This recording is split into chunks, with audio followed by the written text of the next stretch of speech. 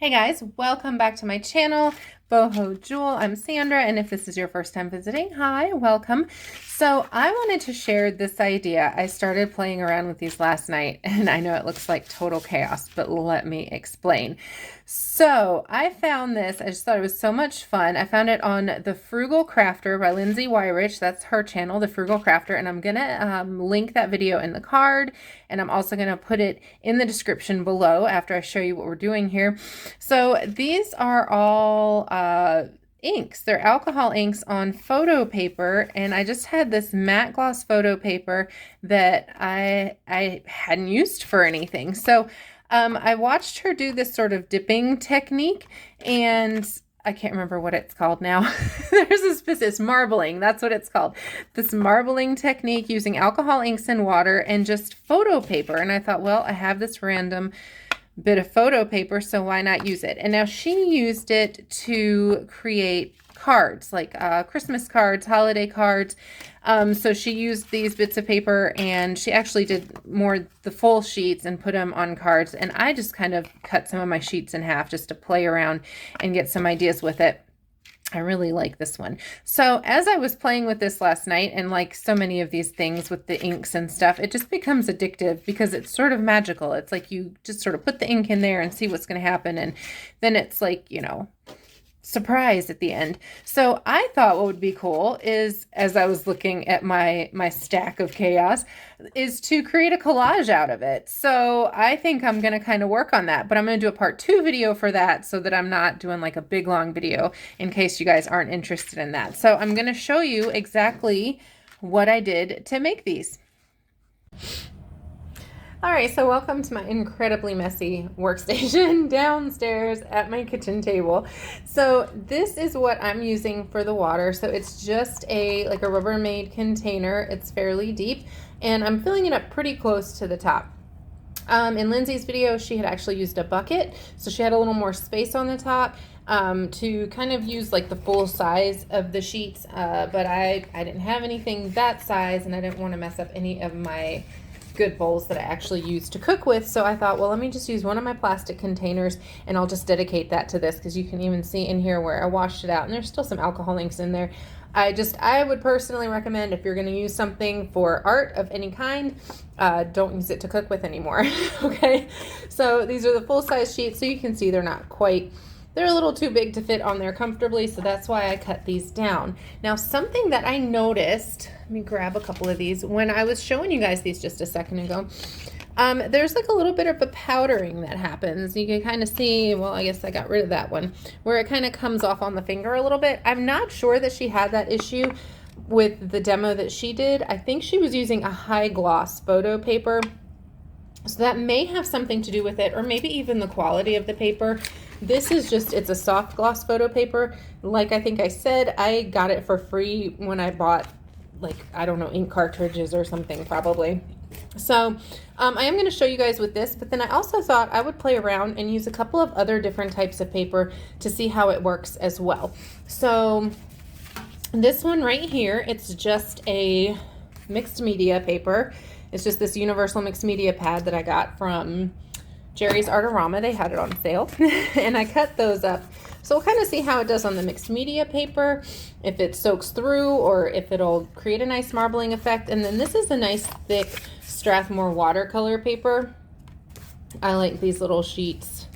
They're kind of nice to just play around on. They're nice and portable, but I just cut a little bit off of that to see how, and it's cold pressed, to see how it would do on that.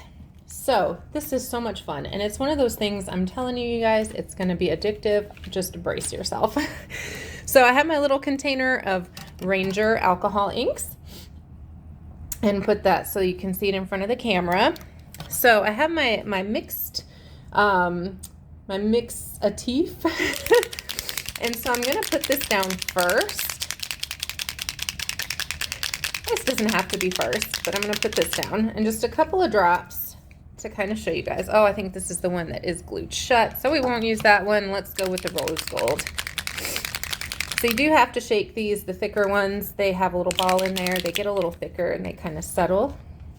So just a couple of drops in the center. Ooh. You see how that just blooms out though? It's kind of wild. I may zoom in. Let's see. Let me zoom in. See how close that's. So you guys can see what the inks are doing.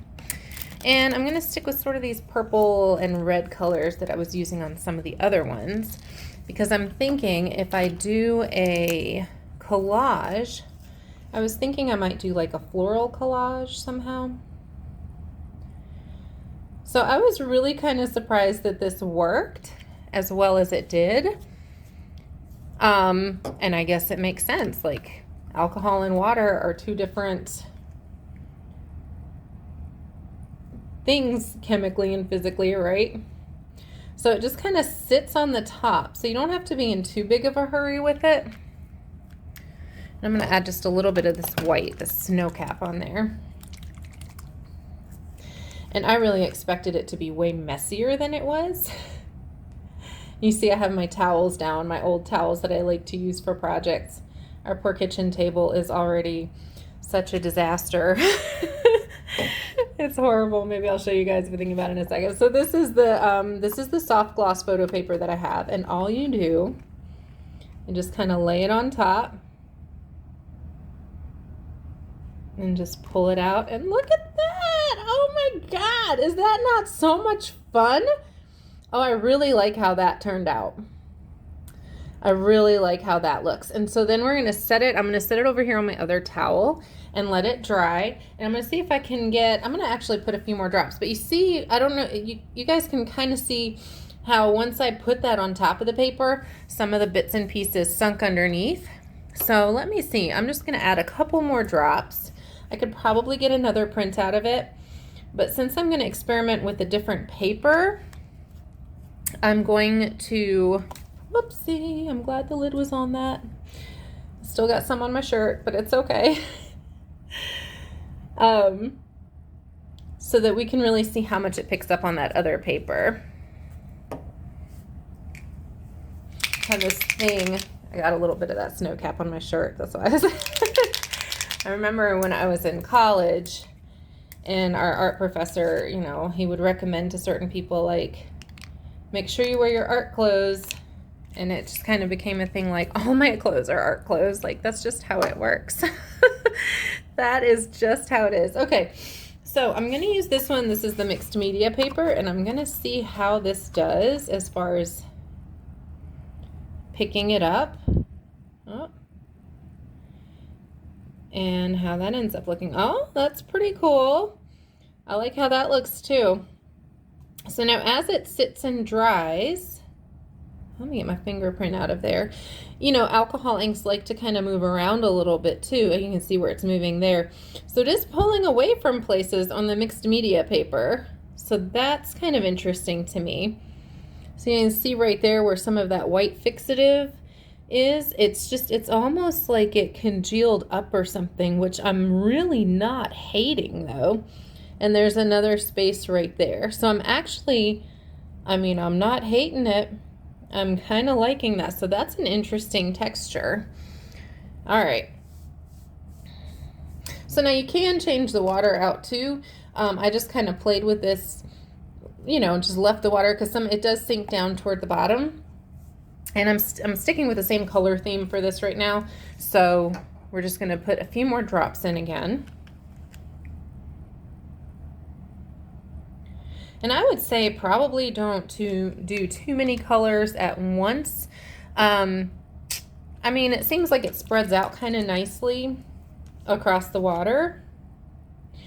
But, you know, just like anytime you use alcohol inks, it's easy for them to kind of start really blending together and getting a little muddy. So we don't want that to happen. Is that the one I just used? I'm talking and doing, no, that's the darker one.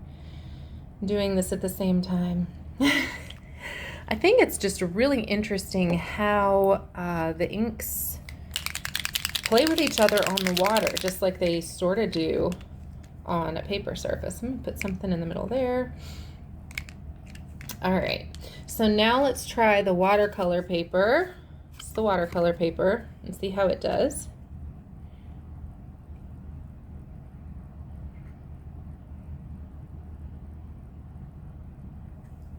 Oh, there we go. I was just curious to see if that would soak in or if it would hold the colors differently.